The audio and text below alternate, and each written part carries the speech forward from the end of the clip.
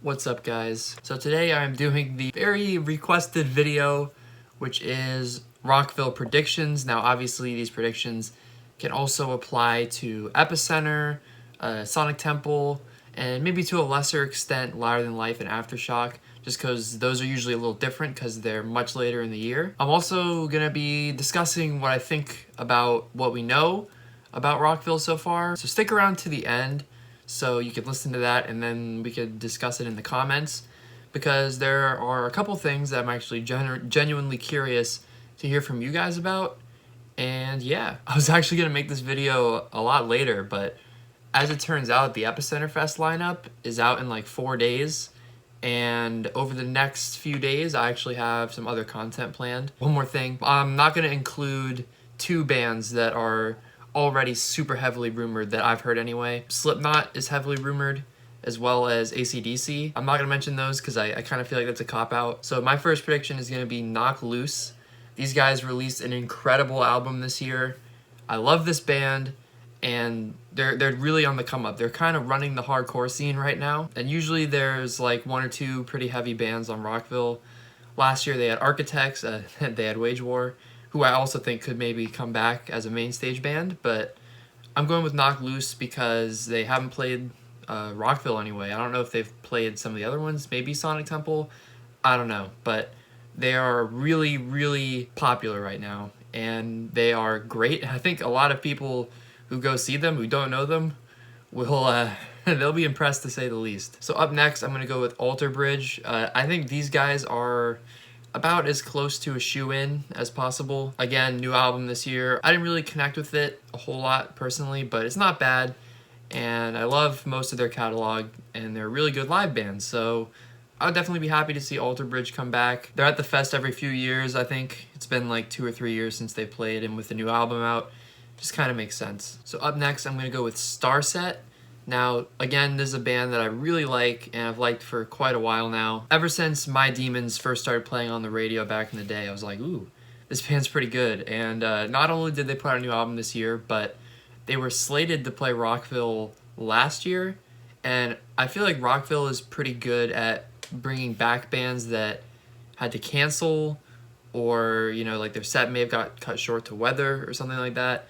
I think Rockville tends to do a pretty good job of bringing those bands back. Starset's a perfect example. They were, like I said, on the bill, but had to cancel. Now, the only thing that could prevent this is if the cancellation had something to do with like Starset and, you know, the festival not being able to negotiate or something like that, then maybe not. But if it was like an unforeseen circumstance, I could very well see Starset being on Rockville. So up next, this one might be a little biased, but I'm gonna say A Day to Remember. Now obviously, for those of you who have been watching, you probably know, or if you just know me, that A Day to Remember is my favorite band of all time. But I do think this prediction has some merit because A, they are getting huge right now. Actually, so huge that it kind of trips me up. Like sometimes I forget that they're an arena band now. So I think if they were to play, they would be pretty high up on the bill. They last played, I think, in 2016, so enough time has definitely passed.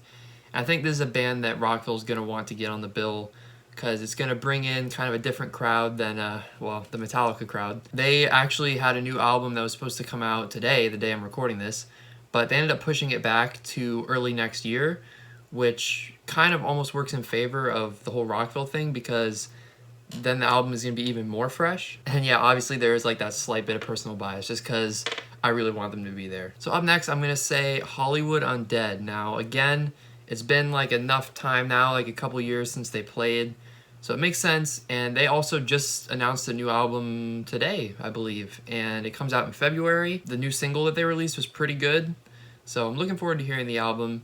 And they're definitely like kind of a childhood nostalgia band, so they're always really fun to see. Of course, they'll probably be touring at that time. February, new album, festival's in May, so definitely makes sense to me. And finally, this one is, I guess you could say more of a wish list, pipe dream kind of thing. But screw it, I'm going to say it just to put it out into the universe. I'm going to say Rise Against. They have never played Rockville, ever, which is very weird to me because they're a pretty prevalent band within this music scene, so it's kind of a shame that they haven't booked them. And I know like Nothing about a new album coming out or anything like that. But they are a sick band. I love them. They have a lot of personal meaning for me. And I've been listening to them for a long time, and I haven't seen them since like 2015. So I'm really itching to see them again. So this is kind of a bonus prediction almost, me just kind of throwing it out into the universe, but I don't think it's impossible because eventually they're gonna have to book Rise Against. So a couple other things, obviously I did address the AC/DC Slipknot rumor. Again, I'm not gonna make those like official predictions because it's kind of a cop-out, but I do think both will be there. I personally do not want the AC/DC set, but I do think it's coming, and to be fair, it'll be cool to be able to say, oh, I've seen this legendary band, but for me, they're just not really very exciting. And I did hear the rumor about potentially 2 Slipknot sets, and today they actually announced a cruise that's happening in August, like a Slipknot cruise, and they're playing 2 sets on that, I believe. So I think that actually kind of adds more merit to the rumor, just because we now know that Slipknot is like kind of venturing into that 2-set territory. What I personally heard was 1 like normal Slipknot set and 1 where they play the new album in full. I like the new album. I don't love the new album, so do I really need to see it in full? Not especially, but it'll be cool anyway. So the next thing I'm going to talk about now is obviously we have an announcement for Rockville, and I didn't really feel like it was necessary to make its own separate video on, but well, because there's really only one thing to note, and that is that Metallica is playing 2 sets Friday, Sunday, and they're doing this at not only Rockville, but Epicenter, Sonic Temple, Louder Than Life, and Aftershock. I believe that's it. I'm not really, this is so like, it's kind of funny because last year it was the same thing with Tool, but not really a big Metallica guy. I liked them back in like 10th grade or so, but I never really related to them. I just liked them because they were heavy. And then, as it turns out, I found bands that were a lot better for scratching that heavy itch because they're heavier. I do still enjoy the first 4 albums, I would say. I don't know if I'm going to watch both Metallica sets. I'll definitely watch at least one, at least most of the way through, because, I mean, the traffic, but yeah, and that's actually the other thing that I really want to talk about, and this is like the main thing I want to talk about actually, is the fact that Rockville has moved from Jacksonville to Daytona. I think this is very interesting because it's at the infield in the Speedway, and what I actually wanted to ask some of you guys that maybe go to Epicenter, and I believe Carolina Rebellion was actually at the Charlotte Motor Speedway as well. I'd like to kind of know what it's like watching a festival in that setting, and the reason I say that is because at Rockville we had the whole overpass thing for shade, and there were trees on the festival ground and stuff. But this is like wide open, so I'm really hoping they have like a shade tent or like a mist tent or something, because in case you didn't know, in May, Florida, it's pretty hot and it rains. So I don't really know what we're gonna do in the event of weather. Hopefully they have planned ahead on that. We had weather last year. Well, technically this year. So I don't know, I'm a little bit wary of that. The one thing I will say, I am closer to Daytona than Jacksonville, so that's nice.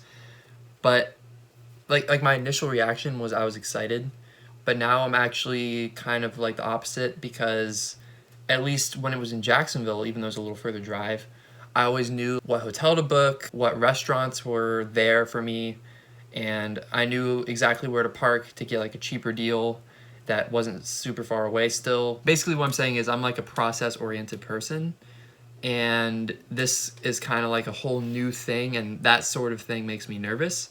So yeah, I'm curious about your thoughts if you've been to a festival in this infield, or maybe you've been to one at the Daytona infield. I know they do like a country festival there, I think. And also, I've never been to any event at Daytona, so for those of you who have, I'm curious about the parking situation.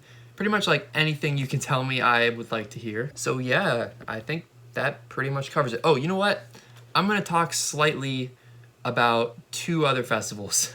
I know this is probably a long video and most of you aren't even watching at this point, but I want to talk about Rebel Rock and Earthday Birthday, 2 festivals here in Orlando that already got announced. You might be wondering what I might think about the lineups, if I'm going, you know, whatever. Earthday Birthday lineup, I'll start with, it's good. There's only like 2 bands on there though that are bands that would drive me to get a ticket. So that would be Shinedown and Beartooth. There's bands on there that I enjoy watching at a festival, but not necessarily ones that would swing the pendulum to me buying a ticket as opposed to not. So I'm leaning towards skipping Earthday Birthday. I'm not 100% sure though, still could end up going. I don't know, we'll see. As for Rebel Rock, I already got tickets. I bought them as soon as it was announced that Limp Bizkit is headlining. And also, aside from Limp Bizkit, you've got I Prevail, who I love. You've got Seven Dust, you've got Trivium, Fuel, Anti-Flag, I think All That Remains. So that lineup blew me away. And we don't even know the whole Rebel Rock lineup yet. Like, that's only part of it. It's a 2-day festival. So I think Rockville's lineup is going to have to really blow me away for it to top that Rebel Rock lineup. But that's pretty much all I have to say on this. I think obviously the next Rockville video will be actually reacting to the lineup. Then I'll make another one leading up where I go over the site map whenever that drops and what bands I'm going to see when the schedule drops. So look forward to those.